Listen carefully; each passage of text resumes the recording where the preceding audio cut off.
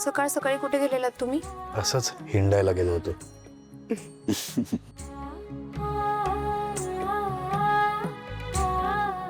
तुम्ही गजरा आणायला गेलेलात? ये. आज काय विशेष? नाही काही असं विशेष कारण नाही. मग रोज तर नाही आणत. हां म्हणजे ॲक्च्युली काल मी एक व्हिडिओ पाहिला. त्या व्हिडिओमध्ये त्या म्हणत होत्या की संगीताची आराधना करत असताना फुलांची साथ असावी. म्हटलं माझी बायको पण संगीताची आराधना करते तर तिच्यासाठी गजरा घेऊन जाऊया.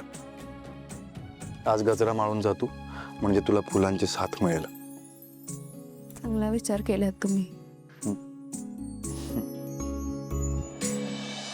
तसं तुम्ही रियाजामध्ये काय करता?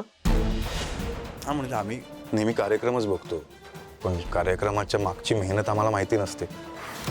रियाज कसा होतो हे पण माहिती नसतं. काय करता तुम्ही? फार काही नाही. म्हणजे रियाज करताना किंवा गाताना ते शब्द लोकांपर्यंत पोहोचले पाहिजेत. ह्या गोष्टींकडे बारकाईने लक्ष देतो आणि त्या आपसूक गाण्यात आणायच्या असतात. इतकंच. अरे बापरे हे तर बरंच आहे नाही का? हो पण म्हणजे हे रियाज असतं ना हे फक्त गाणाऱ्यांसाठी एक अनुभव असतो पण बघणाऱ्यांसाठी फार काही नसतं.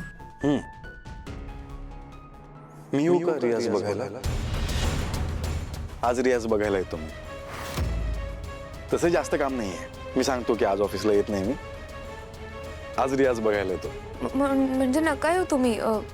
तुम्ही कंटाळाल. कंटाळा आला की नाही घेईन मी. एवढं काय त्यात. हे बघ परत परत अशी संधी नाही मिळत. आज येतो मी रियाज बघायला. चल मी लगेच आवरतो निघू आपण. चल.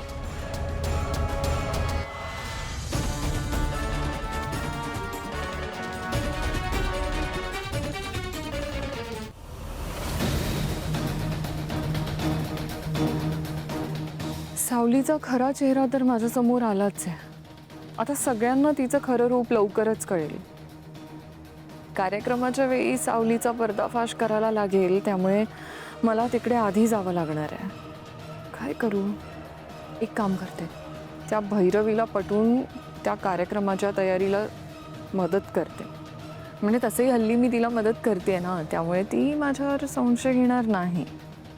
आणि सावलीचा प्लॅन मला सगळ्यांसमोर आणता येईल. ज्या अर्थी आजपर्यंत सावली गाताना दिसली नाही त्या अर्थी ती कुठेतरी लपून गात असणार आहे नक्की. आता ती जागा मला शोधावी लागेल. आणि दुसरा महत्त्वाचा प्रश्न म्हणजे ते लोकांसमोर कसं आणायचं ते ठरवावं लागेल.